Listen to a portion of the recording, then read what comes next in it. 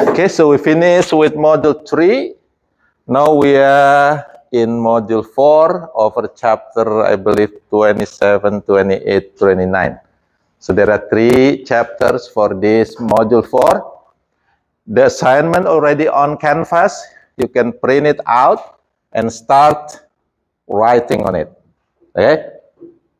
So the exam will be somewhere, sometime, okay? Maybe next week. Now, for this chapter, we will talk about the last type of organism. Last type of eukaryotic organism. Remember, there are 4 kingdoms, right? There are 4 kingdoms of eukarya.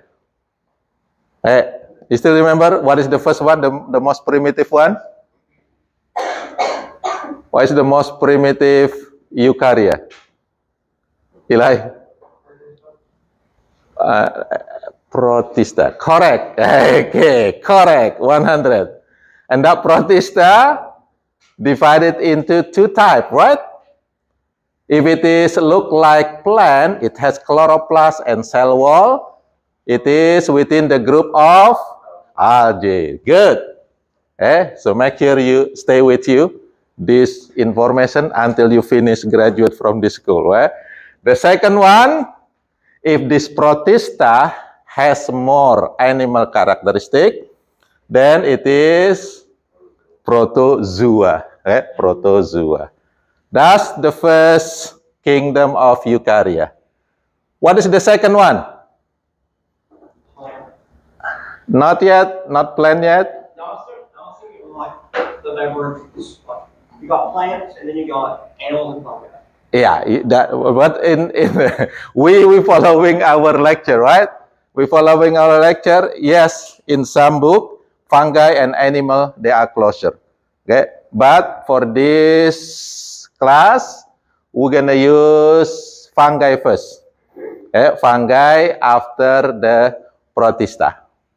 Fungi, which is fungi. Okay. Okay. Now, what is the characteristic of fungi? They look like plant, which is they have cell wall, but no chloroplast. No chloroplast. Okay. Now the next one after that, we just finished with this one, which is plant. Plant. Okay. So plant has 10 phylum. Okay, the kingdom of plant. And the last one is now in this module, which is, what is the last kingdom? Parent? Animal. Kingdom. Animal. Kingdom. Animalia. Okay, so this is the last kingdom of eukarya, and it is considered as the latest organism that evolved. The most modern type of organism will be in this kingdom, which is Animalia. You follow this? Now, before we go to the classifications and learning one by one, we're going to learn about the characteristic of this animal first. Okay, so today we're going to focus on the characteristic of animal.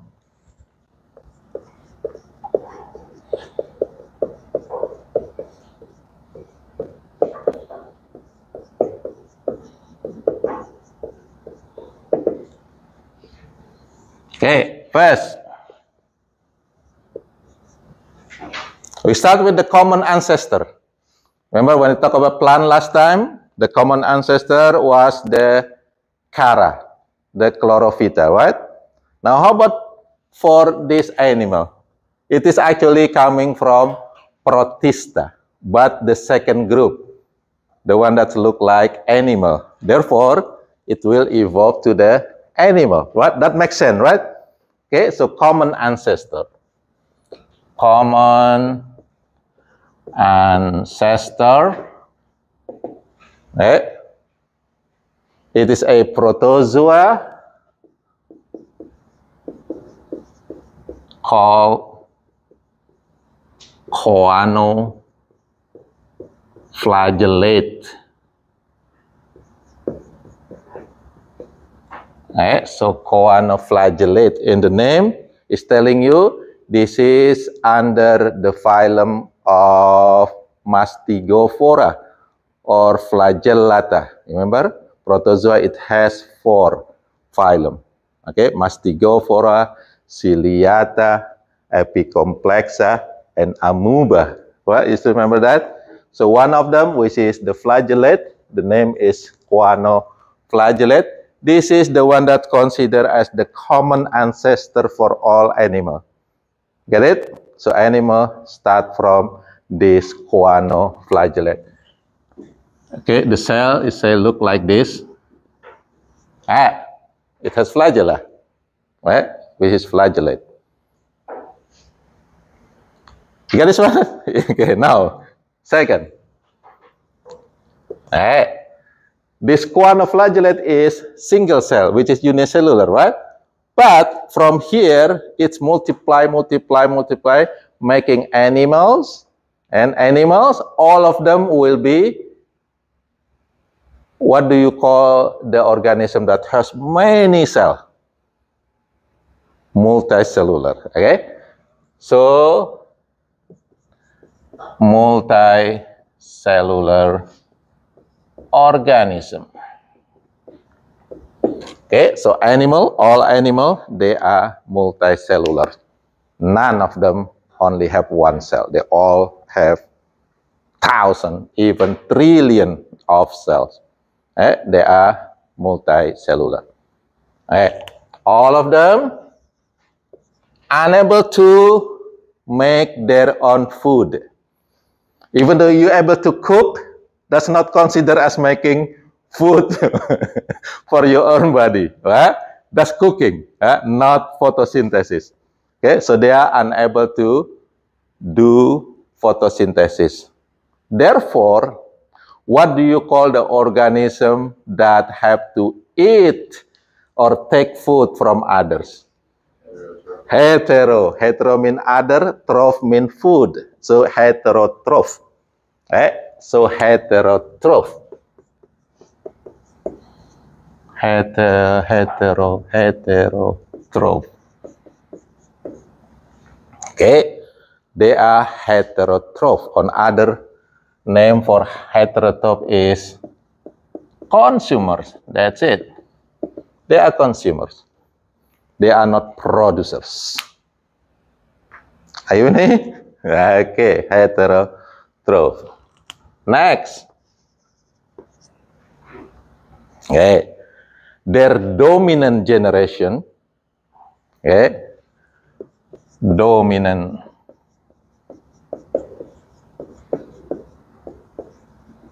generations will be diploid or haploid.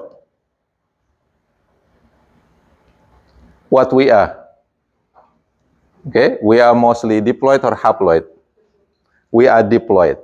So our dominant or animal dominant generation is diploid. We cannot really use sporophyte and gametophyte in this case. We're done with sporophyte and gametophyte until the plants. Now we're gonna use diploid and haploid for this animal.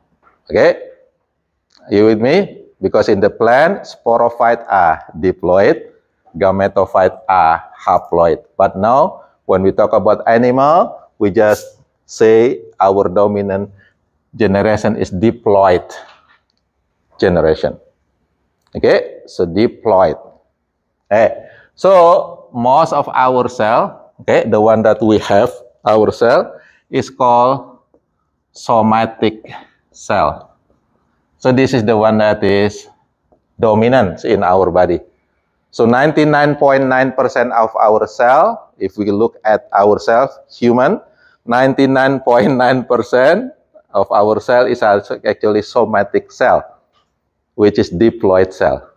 0.1%, that's the haploid in our body. So the I'm gonna put it here. The haploid cell. It is also known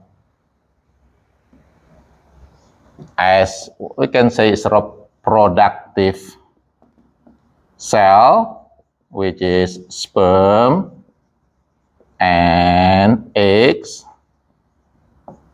This is the one that is haploid.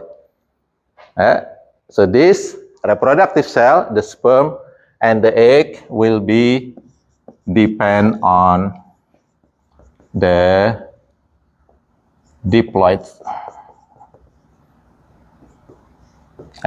So we produce it actually. We produce this haploid cell and stay with us only for several, it's not forever. So just remember, when the male produces the sperm have to go. It will not stay there. It will not stay there. And the same thing with the eggs. When the female produces the egg has to go. Every month, if it is we're talking about human, one egg will be released. If it is not used, then it's go. And the female have what we call the menstruation. When it is go, it's carry also part of their uterine wall, especially the functional level of the or layer of the uterine wall. Therefore, you are bleeding. It's not only the egg that is go, but also other part of the wall of uterus go with you. Male is easier. Okay? You don't have to be bleeding. Okay, just go. Okay, are you with me? We produce, then it will be released. That's the reproductive cell, which is the haploid. Are you with me first? Right? So again, animals, dominant generation will be what? Diploid. It is called the somatic cell. The haploid cell, which is the sperm and the eggs, will be depend on the somatic cell. But there is some animal that actually their body is haploid. This is some exception. This is an exception. Have you ever heard about the honeybee? Honeybee? What is honeybee?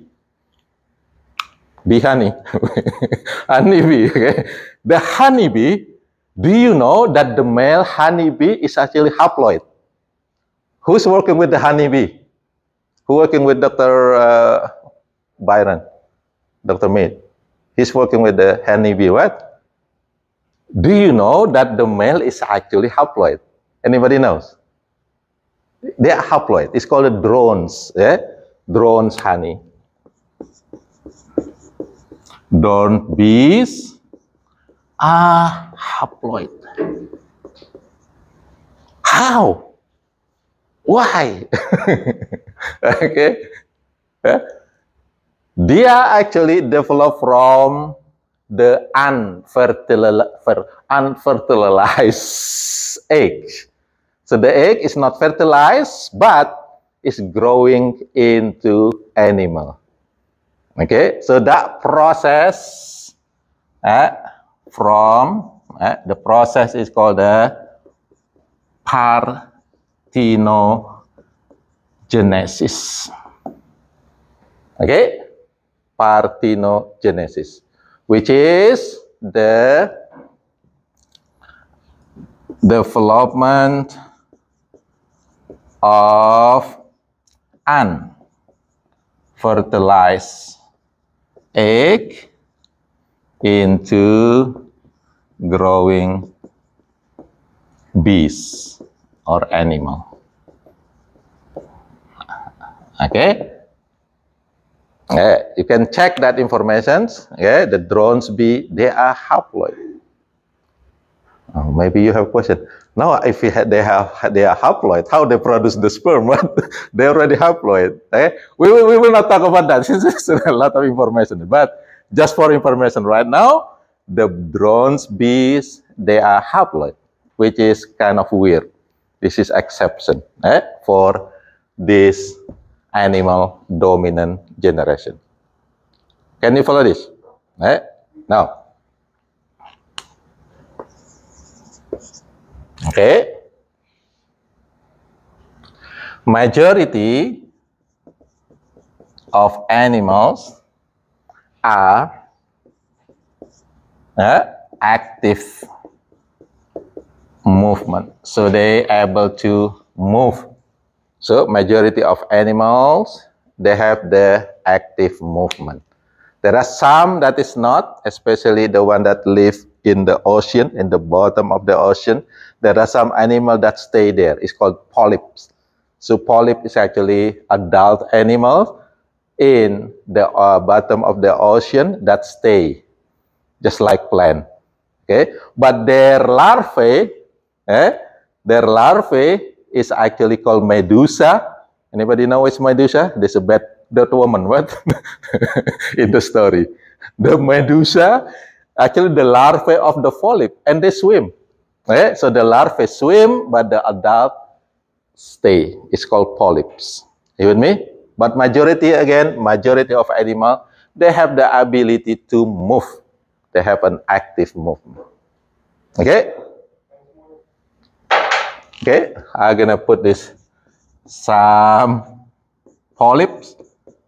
This is what we call the animal, okay, which is adult of animals in bottom of the sea. Some polyps are, we have special term for this one, sessile. Sessile means stay, anchor in the bottom of the ocean. Okay, you follow this? If you go to coral reef, again, I'm gonna take student to Australia. Anybody want to? I almost have information regarding that Australia study. I will give you information as soon as possible. You're gonna see a lot of coral reef, different color. You might see Nemo and what is that name? And what is that animals? Dory is his friend. I mean, what is that name? Nemo and Dory. Finding Nemo. Nemo, Dory. What is the father name? Marlin. Okay, Marlin. Okay, the funny guys. Okay. Okay, maybe we will see them on the way. Because remember, they are swimming from America to Sydney, right? We will stay in the Sydney. We'll stay in Sydney. So you're gonna see Marlin, Nemo, Dory. I don't know who's other friend over there. Right? Okay, Sharpie. Right? I watched that movie. Okay, anybody does not watch that movie? Watch it. Okay, Finding Nemo and then Finding Dory. That's good. That's a good movie. Hey, where are we now? Okay, majority of these animals, they have the ability to move. Active movement. All right, next. Okay. Majority or the dominant reproduction. Now it will be sexual reproduction. Majority of animal will perform sexual reproduction. Remember plant before? They still able to do non-sexual reproductions. Fungi, they non-sexual, some of them non-sexual reproduction. Protista also the same. Right? But most of the animal will perform this sexual reproduction. That's the dominant type of reproductions in animal. Okay. Last, okay, they have variety in forms and size. Okay. Different form, different size. There are small animal, big animal, medium animals, right? So they have different form. There are swimmer no leg, with leg. Well, there are many varieties of this type of animals. Okay, do you have question for this? Some characteristic of animal. Okay, I'm gonna erase this one. Okay, Kitten wanna take a picture. I'll give time for Kitten to take a picture. We still have time.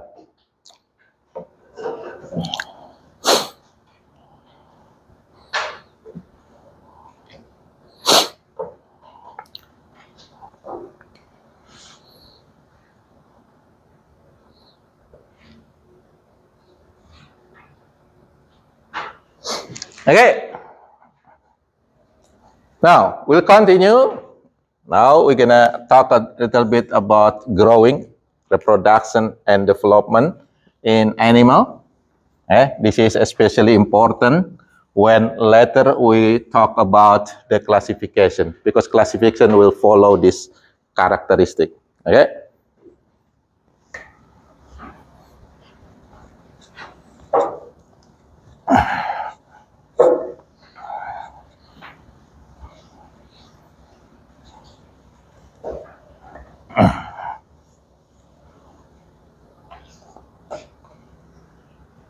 Okay, now let's say reproduction and development.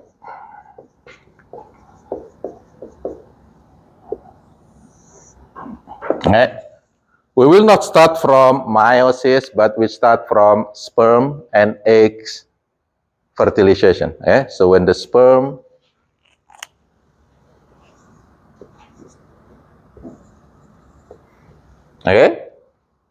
meet eggs,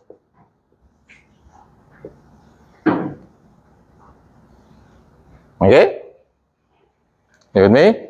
Now, question. What is the chromosome set for the sperm? Haploid or diploid? Haploid. So this is N. How about the eggs? Haploid.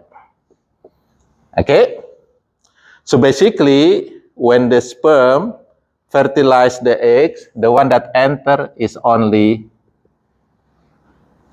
the nucleus. Okay. Other part will stay outside. Okay. So the nucleus will enter this, and then that process is called fertilization. Okay. And then inside the eggs, the two nucleus will combine. N plus N. Okay. Now this one will have how many N? 1N plus 1N is Stephen? 2. Okay. Okay. This is gonna be 2N, right? Now it starts become diploid. Are you with me? It becomes diploid, but still one cell. Still one cell. It is not animal yet, because animal, they are multicellular. This is not animal yet. Now, what do you call this? It has special name. When the sperm meet the eggs, it become Elizabeth. Sperm meet egg will become, start with the Z, zygote. So this cell is called zygote. Okay, zygote, which is one cell that carry sperm and egg nucleus, is diploid. Now it will perform what we call the cleavage. So there is a cleavage. Cleavage. What is cleavage? It is a series of mitosis. So it's a series of mitosis. Okay. So remember mitosis. One cell become how many cells? 2 cells. to cell. Each cell will be diploid. Remember, mitosis, the result of the cell will be identical with the previous cell. And then 2 become 4.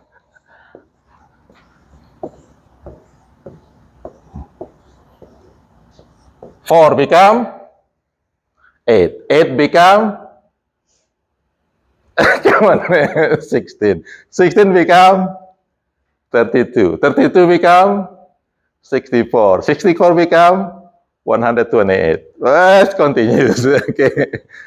That's a series of cleavage. And finally, it will make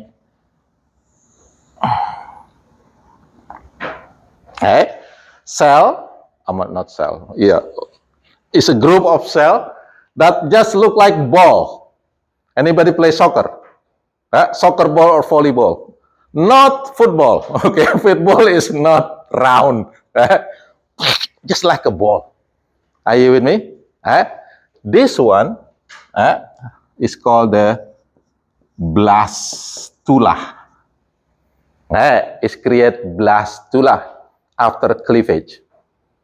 Are you with me? And the process that making blastula is called the blastosis.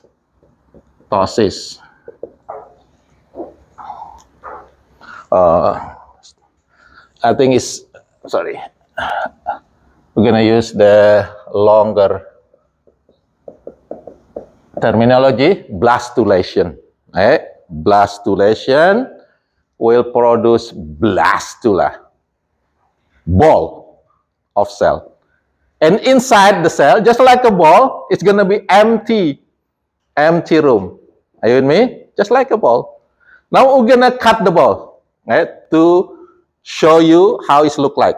So we're going to cut the ball in the middle, pop, like that. What you're going to see, all cell will be in the wall. Okay, so remember this is cut. The ball that is cut. So this is the cell gonna be.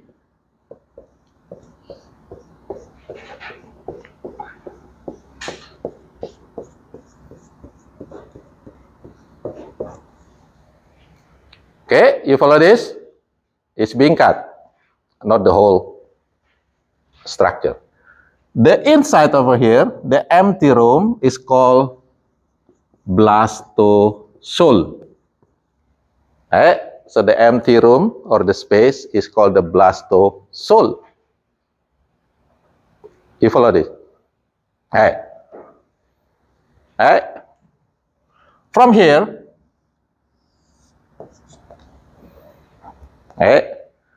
the wall over here, one part of the wall will perform what we call the invagination. So the walls, let's say,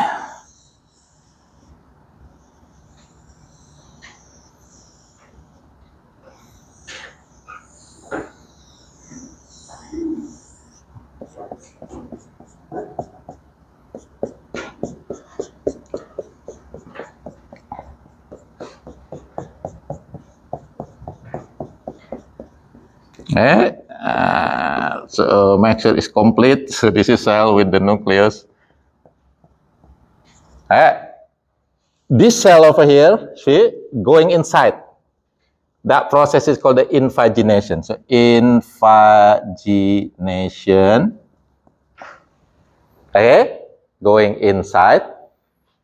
Okay, and this is gonna be still blastosome. Can you follow that? Okay, now look at the opening over here. This opening is called the blastophore.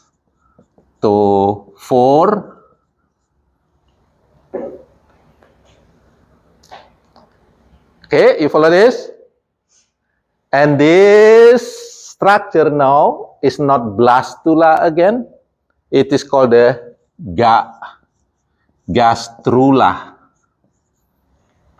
Okay, gastrula. The process that making gastrula from blastula is called the gastrulation.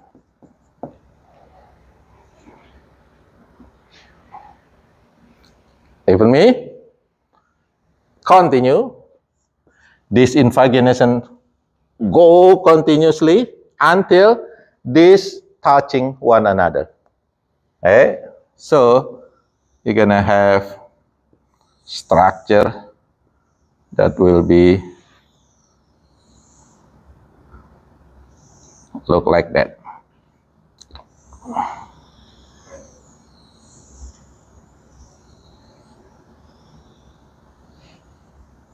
Okay, so this is the cell.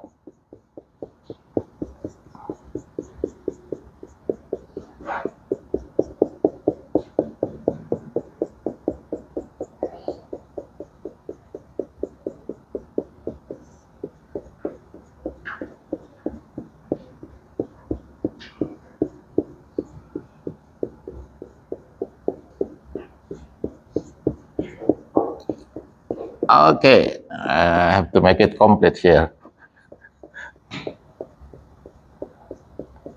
Here you go.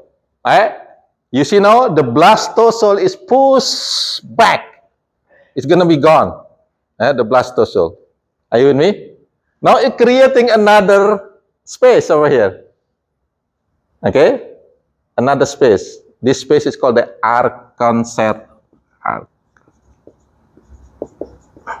Okay? Or we can say primitive gut. This is become gut later. The gut, the GI tract, the lumen of our gut. Archenteron. Are you with me? And this one is still the blastopore.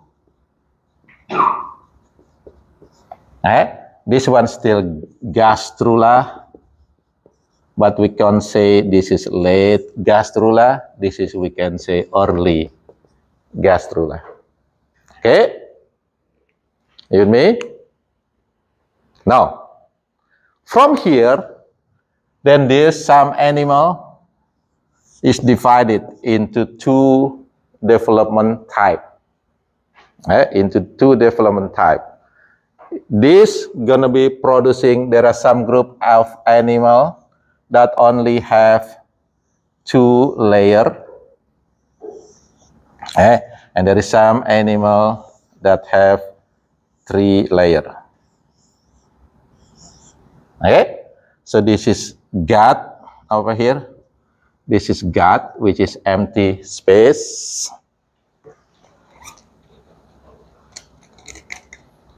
Okay, I can use the blue color, okay, over here for the first layer. This consists of many cells, right? Remember that consists of cell. This layer is called the ectoderm. Okay, so this is gonna be ectoderms. Okay, gonna use the second one with red.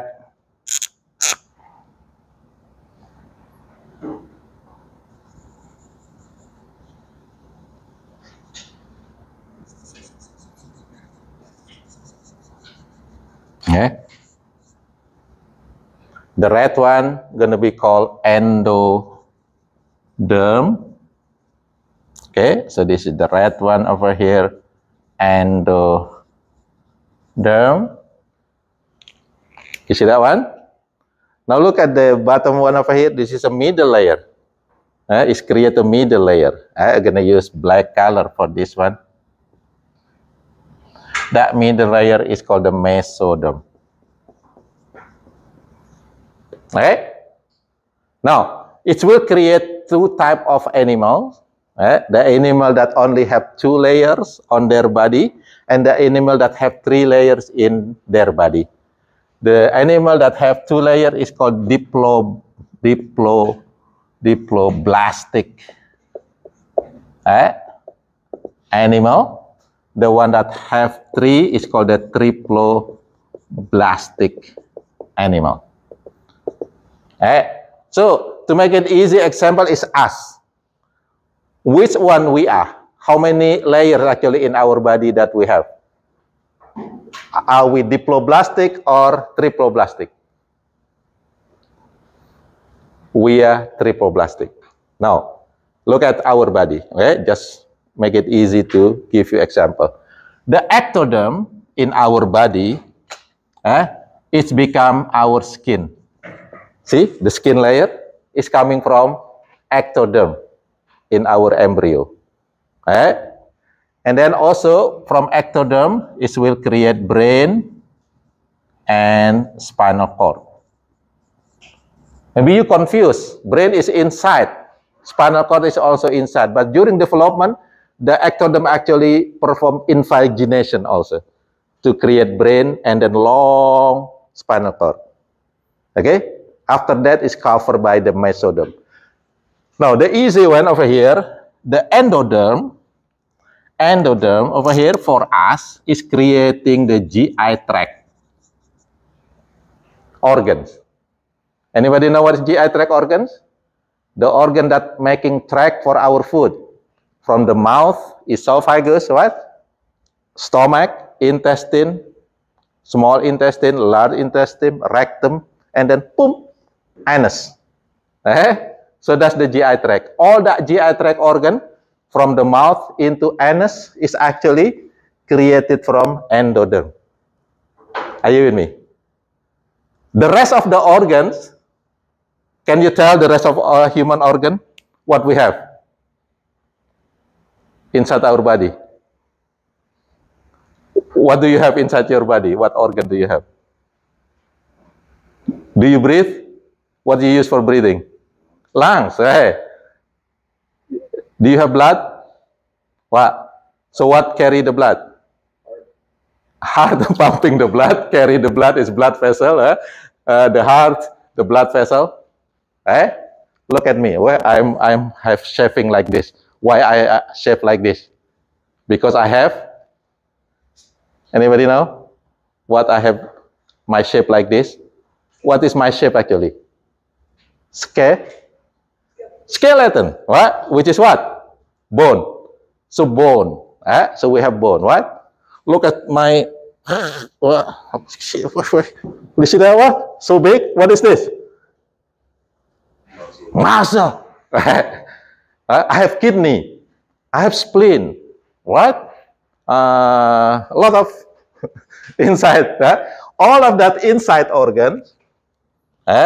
So it's coming from, developed from mesoderm. So the heart, lung, muscle, bone, liver, kidney, whatever organs between the skin and the gut, that's the organs coming from the mesoderm. So we are actually type of triploblastic animal. Okay, I'm gonna stop here. Okay, I will stop here. We'll continue again on Friday.